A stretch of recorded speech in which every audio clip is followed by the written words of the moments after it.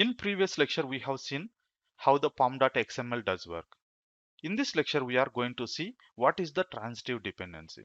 If you see over here, we just added only JUnit dependency, but you can see one more extra came as a dependency. Okay, I missed to remove this one.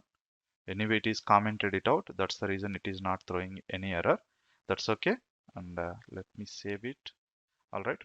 So here we are using the JUnit. Apart from this, this is also taking this package.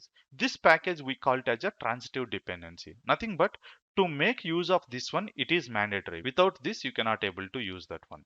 And the same thing you can see over here, dependency hierarchy. If you click on this one, you can see here JUnit. JUnit also brings this package.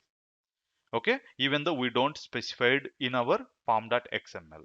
Similar way, if I go to my dependency tab and if I add the code which we have added previously, you can see here this is the code, right? Actually, it should add only one package, but in the backend it is adding so many files. Let me save this file, and you can see lot of files has been added apart from the what we have requested.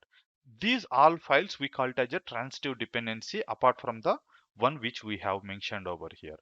And same you can find in the dependency hierarchy. You can see here we called this one, but it internally calls lot of packages which are there.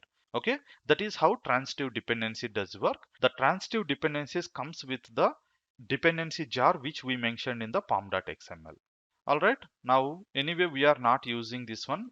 Let me remove it. Once we have removed, again it is going to disappear once we save the file.